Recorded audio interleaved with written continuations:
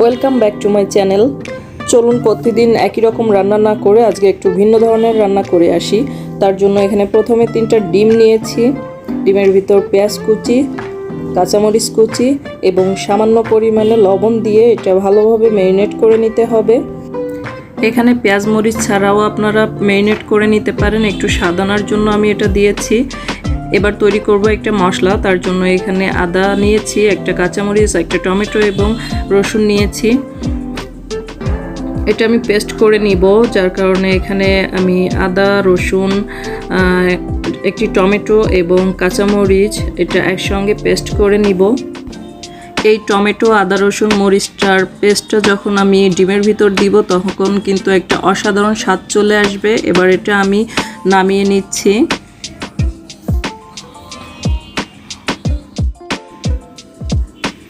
ডিমটা আরেকটু ভালোভাবে ফেটিয়ে নিচ্ছি। ফেটিয়ে নিয়ে এটা এবার আমি একটা পলিথিনের ভিতর নামিয়ে নিচ্ছি। আপনারা যে কোনো পলিথিনের ভিতর এটা নামিয়ে নিতে পারেন।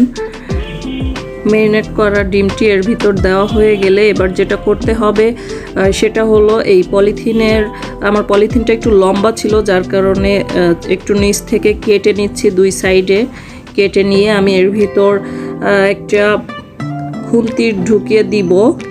আপনাদের হাতের কাছে লম্বা যাই থাকবে সেটা দিয়ে নেবেন। আমার কাছে এটাই ছিল বিধায় আমি এটা দিয়ে দিচ্ছি। এটা দিয়ে এবার আমি চুলায় পানি গরম দিয়েছিলাম। পানিটা গরম হয়ে গেলে তার ভিতরে এটা সেদ্ধর জন্য দিয়ে দিব। এটা দেখুন কত সুন্দরভাবে সেদ্ধ হয়ে গেছে এবং এটা ফুলে উঠেছে। এটা এবার আমি নামিয়ে নিচ্ছি।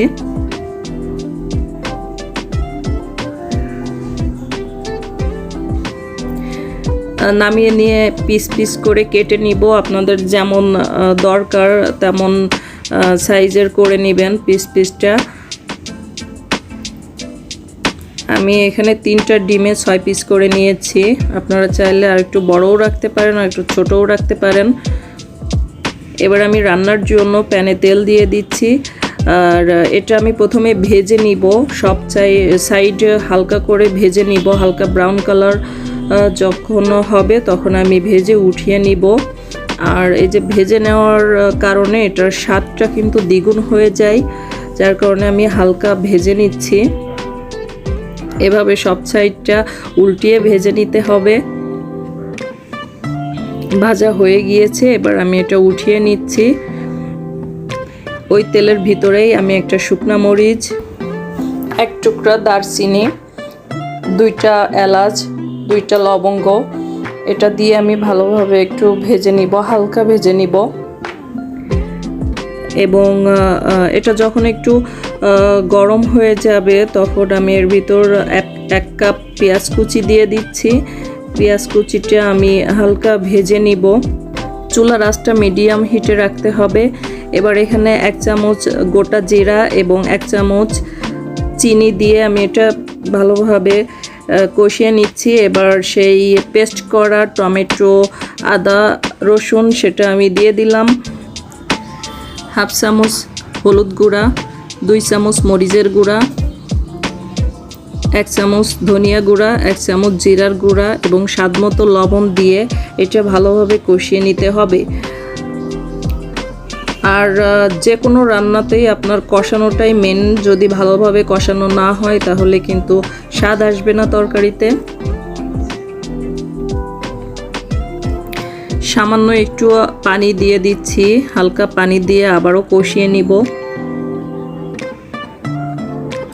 কষানোর সময় অবশ্যই খেয়াল রাখবেন যাতে তলার দিকে পুড়ে না যায়।